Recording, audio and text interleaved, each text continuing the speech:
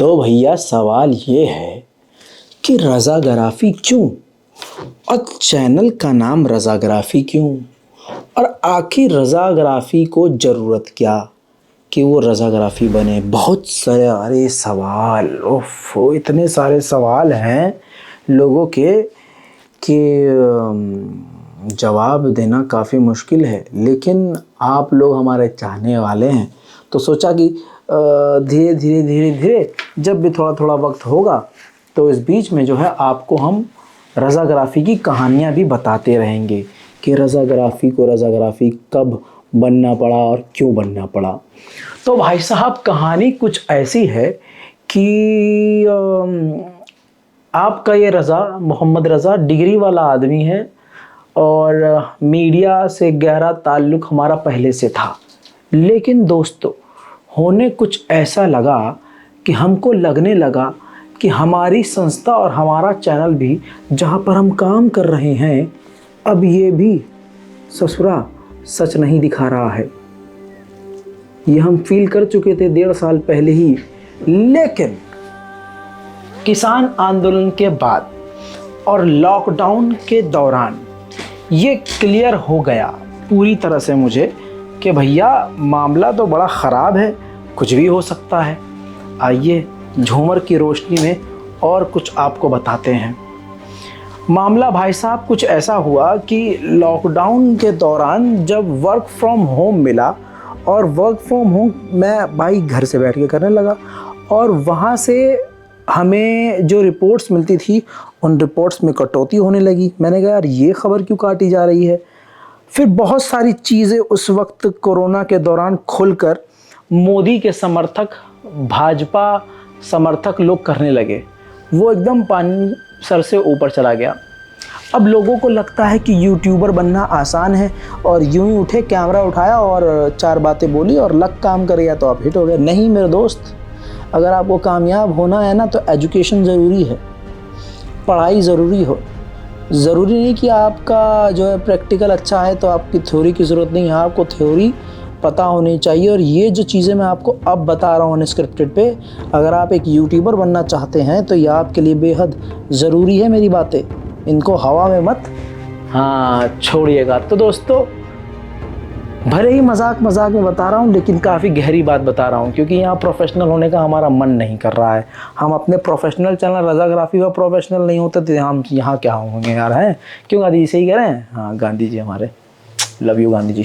1 minute अभी आता हूँ गांधी जी, आपसे बाद में बात करूँगा, अभी जनता से बात कर लूँ। तो भाई हुआ ये बेसिकली फिर जो है रज़ाग्राफ़ी मैंने सोचा कि एक ऐसा चैनल बनाते हैं जिसमें, क्योंकि मेरे पास वेरीफाइड न्यूज़ है भाई, क्लियर कट साफ बात है भाई, मेरे पास तो बिल्कुल जेन्युइन खबरें हैं सबूत के साथ। तो चलो इस पे शुरू करते हैं। तो मैंने क्या करा, चैनल बनाने के लिए सोच लिया। अब जब चैनल जो था रज़ाग्राफ़ी मेरे दिमाग में बहुत पहले से था और मैंने फिर सोचा कि इसी को कंटिन्यू करते हैं।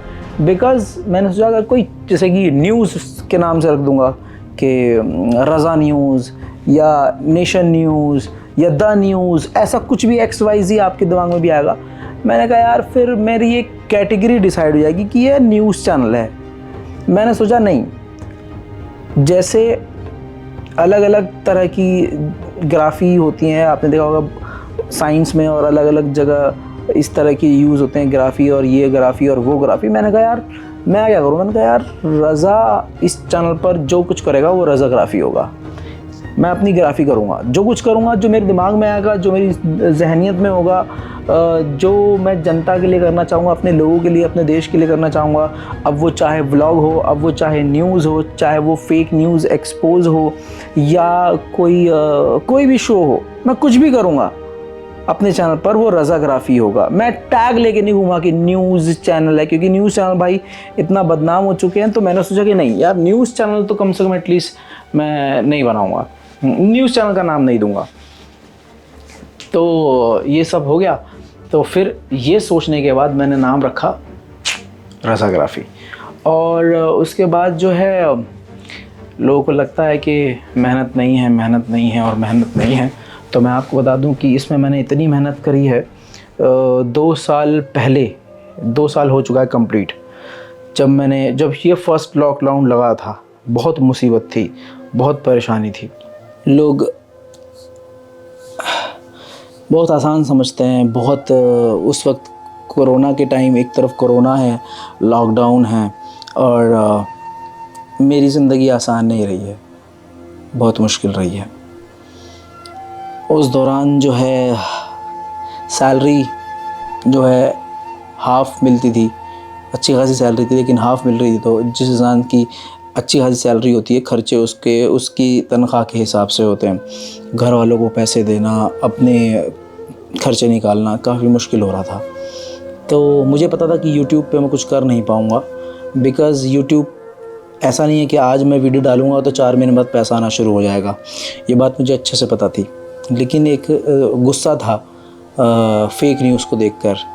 तकलीफ़ थी कि एक समाज की जो तस्वीरें हैं वो दुनिया के सामने रखी जा रही हैं, दूसरे समाज और दूसरे कौम के लोगों की सिर्फ नेगेटिविटी को दिखाया जा रहा है, उसकी इमेज को बदला जा रहा है। इस नियत से जो है फिर मैंने वो छोटा फेक न्यूज़ एक्सपोज़ करना शुरू किया, और इंशाअल्लाह जो है मैं आपको आने वाले समय में इसी चैनल पर दिखाऊंगा, रज़ाग्राफ़ी अनस्क्रिप्टेड पे वो जगह भी मैं पूरी अपनी स्टोरी आपको बताऊंगा। अगर आप चाहते हैं तो मैं आपको बताऊंगा कि कैसे कैसे। अभी मैंने इस चैनल पर बताया आपको रज़ाग्राफ़ी अनस्क्रिप्टेड पे, इस एपिसोड में बताया कि रज़ाग्राफ़ी क्यों। तो बेसिकली रज़ाग्राफ़ी का नाम मैंने इसलिए ही सोचा कि मैं कुछ भी करूँगा, जो मर्ज़ी करूँगा, वो मेरी मर्ज़ी होगी। मेरा कोई मालिक नहीं है, मेरा ऊपर कोई बॉस नहीं है। मेरे जो यहाँ होगा वो यहाँ होगा, जो यहाँ और यहाँ होगा वो मेरी ज़बान पे होगा, और जो मेरी ज़बान पे होगा वो रज़ाग्राफ़ी पर होगा। यही रज़ाग्राफ़ी है। और रज़ा का मतलब ही होता है मर्ज़ी। रज़ा का मतलब होता है मर्ज़ी, और मैं वही करता हूँ जो मेरी मर्ज़ी होती है। और ऐसा नहीं है कि अब थोड़ा पर्सनली बता देते हैं, ऐसा नहीं है कि हम बहुत अच्छे बच्चे हैं, मासूम हैं, सीधे साधे हैं। हम बहुत शरारती रहे हैं, और बचपन से बहुत शरारती रहे हैं, बहुत ख़तरनाक लेवल के। बस ये है कि जब कौम पर बात आई, अपने मुल्क पर बात आई, तो वहाँ पर थोड़ा सेंसिटिव हो गए। और हमारे बाप ने हमको बचपन से सिखाया, और हमने अक्सर तकरीरों में अपने आलिम दीन से सुना कि आप जिस भी फील्ड में हो, जिस भी आपका जो भी करियर हो, आप जो भी हो, डॉक्टर हो, इंजीनियर हो, आप अपने काम के ज़रिए अपने कौम के काम आइए। आप अपने काम के ज़रिए अपने कौम के काम आइए, तभी वो नेक किया हुआ काम आपके आखिरत में काम आएगा। बहुत गहरी और सटीक बात कह रहा हूँ। इतने अच्छे से तो उन आलिम दीन ने भी नहीं समझाया था मिंबर से बैठ के, जो मैंने आपको आसान ज़बान में समझा दिया है। तो वो दिमाग में बैठा हुआ था, और बाबा मेरे जो पिताजी हैं वो भी समझाया करते थे कि बेटा कभी कुछ ज़िंदगी में करना तो अपना यही काम जो तुम किसी चैनल के लिए कर रहे हो, कोशिश करना कि ये आगे तुम्हें कौम के लिए, मुल्क के लिए काम आए। वही चीज़ दिमाग में थी। वो एकदम कोरोना का आना था, घर में लॉकडाउन में बंद होना था। लोग जहाँ सारा टाइम टीवी, सीरीज़ देखने में व्यतीत कर रहे थे, हम जो है इस जंग को लड़ने की शुरुआत कर चुके थे कि अब कुछ नए प्लेटफॉर्म पर कुछ नया करना है। रज़ाग्राफ़ी का नाम ऐसा रज़ा पड़ा, और इसमें किसी का कोई हाथ नहीं है। किसी ने कोई आइडिया नहीं दिया, न दोस्त, न यार, न रिश्तेदार, न परिवार, किसी ने कोई नाम नहीं दिया। आखिर में जाते जाते एक बात और, जब ये चैनल, ये इसलिए बता रहा हूँ ताकि कोई अगर यूट्यूबर बनना चाह रहा है तो उसको पता चले, थोड़ा मोटिवेट हो। आसान नहीं है। आपको पता है, जब मैंने फर्स्ट वीडियो डाला, फर्स्ट वीडियो से लेकर लगभग 1-1.5 साल तक मेरा परिवार, मेरी सगी माँ, मेरा इकलौता सगा बाप सपोर्ट नहीं करता था। मेरे माता पिता, मेरे परिवार पूरे भारत में फैले हुए हैं। हमारे रिश्तेदारी ख़ानदान पूरा फैला हुआ है कोने कोने से। क्योंकि पहले हम व्हाट्सएप पे, हमारा क्राउड क्या होता है, पहला क्राउड होता है अपने दोस्त, उनको शेयर करना, ख़ानदान में शेयर करना, फेसबुक पर पोस्ट करना। तो जब मैं व्हाट्सएप लगाता था तो मेरे ख़ानदान वाले फ़ोन करके मेरे बाप को डराते थे, ये हो जाएगा, वो हो जाएगा, अलाना हो जाएगा, फलाना हो जाएगा, धमाका हो जाएगा। और मेरे घर वालों ने मेरा जीना हराम कर दिया था कि नहीं बनाना वीडियो, मेरी माँ बेचारी डरती थी बहुत, क्या कर रहे हो ये, जबकि पहले तो बहुत नॉर्मल वीडियो बनाता था मैं शुरुआत में, 1-1.5 मिनट की 2 मिनट की वीडियो हुआ करती थी। तो इस तरह से मैं जो सोचता था मैं करता था, और एक अल्लाह का नाम लेकर अपने कौम के लिए, अपने मज़हब के लिए, अपने इस देश के लिए कि जो नफ़रत फैलाई जा रही है उसको मैं नंगा करूं, ये सोच के मैंने वीडियो डालना शुरू किया। मेरे ख़िलाफ़ सब थे लेकिन अल्लाह मेरे साथ था। मेरे ख़िलाफ़ सब थे, मेरे साथ सिर्फ परवरदिगार था। जब मैं नमाज़ पढ़ता था, मैं अपनी वीडियोस को देखता था, मेरे पास दिमाग में कंटेंट आते थे, ऐसा लगता था कि यार कोई तो एक ऐसी ताकत है जो मुझे मोटिवेट कर रही है कि रज़ा तुम ये करो। वो मैंने कर दिया। तो इस तरह से पड़ा रज़ाग्राफ़ी का नाम, रज़ाग्राफ़ी। दोस्तों कैसा लगा? अच्छा तो लगा होगा यार। देखो ये कोई फर्जी कहानी तो है नहीं, मैं अपनी कहानी बता रहा हूँ। और मुझसे बहुत कॉल पे लोग कहते हैं, बहुत बड़े बड़े यूट्यूबर्स हैं, रज़ा सर आप इंटरव्यू लेना चाहते हैं, रज़ा सर आपकी स्टोरी करना चाहते हैं। मैंने कहा ससुरो तुम खाओगे फुटेज और व्यूज़, मेरा खुद का चैनल है, मैं अपने आप को खुद इंटरव्यू दूंगा। क्या बात है सर, क्या बात है सर, क्या बात, ये बात है।